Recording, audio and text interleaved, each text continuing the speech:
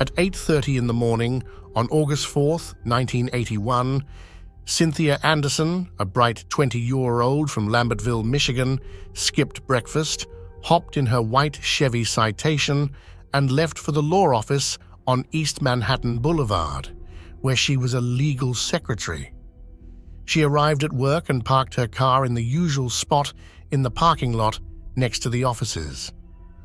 Cynthia gathered her things and entered the building, where she was seen by a janitor around 9:45. Cynthia enjoyed her job, but she could hardly wait the 10 days until she would officially become a student at the Bible college she had enrolled in. Her boyfriend was a student there, and soon she would be too. The future looked very bright for Miss Anderson. Just after noon, two of the firm's lawyers arrived at the office after wrapping up a meeting. The office door was locked, so one of the men, James Rabbit, retrieved his keys from his pocket and unlocked the door. The scene in front of them dumbfounded the two men. They couldn't make sense of what they were seeing. In an interview later, Mr. Rabbit would say he immediately knew Miss Anderson would not be returning.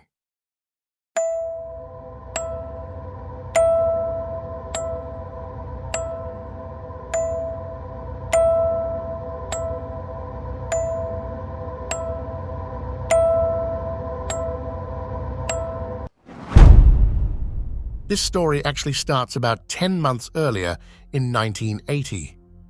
One day, Cynthia had been sitting at her desk working when something had caught her eye outside.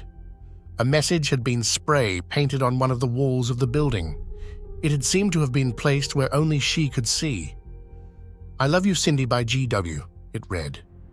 Cynthia racked her brain trying to come up with the writer's identity, but she just had no answer. She didn't know who would do such a thing. The message remained there, in her view, for about 6 months until finally it was covered.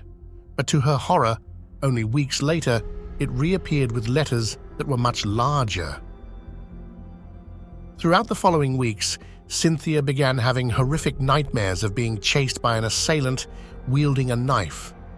Night after night, her sleep would be interrupted by the anonymous, threatening figure.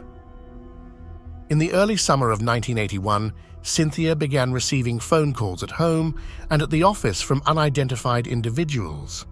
The calls were menacing, even harassing toward her.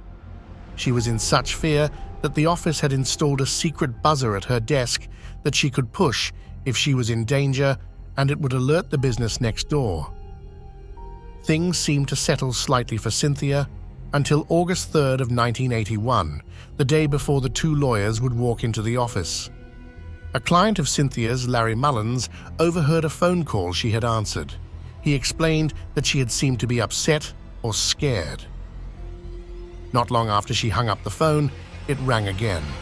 The unidentified person had called back, and Cynthia immediately hung up the phone without saying a word. A day later, on that fateful afternoon of August 4th, 1981, several things were noticed in the office of Cynthia Anderson. The door was locked, the air conditioner was running, the lights were on, the radio was playing. A book that Cynthia had been reading was open to a violent section where the heroine of the story was being chased by a man. And of course, Cynthia was not there.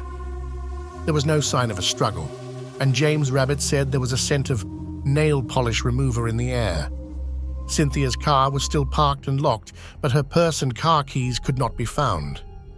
There was no note, and to everyone involved it just seemed as if she up and vanished that muggy day.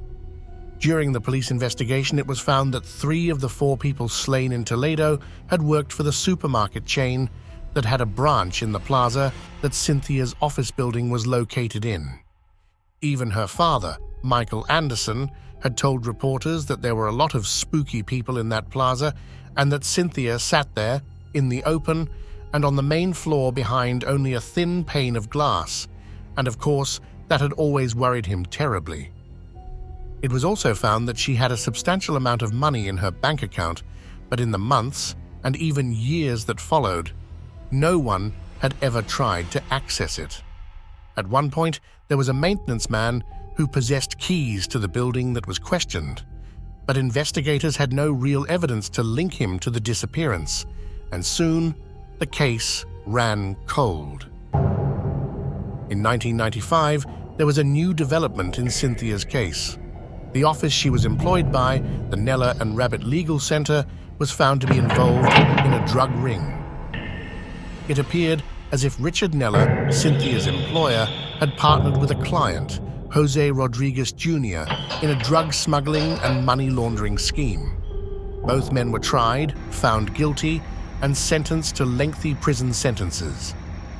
A witness at the Jose Rodriguez Jr. trial had even testified that he had admitted to the murder of Cynthia Anderson. Investigators could never substantiate the testimony, and no charges were ever filed. In the end, answers never came for Cynthia's parents. Her mother, Margaret, passed away of cancer 2 years after her daughter's disappearance on February 1st, 1983. Her father would wait for Cynthia even longer. He never moved from the home she grew up in, and he never changed his phone number. If Cynthia ever came looking for her family, he wanted to be right where she could find them: home.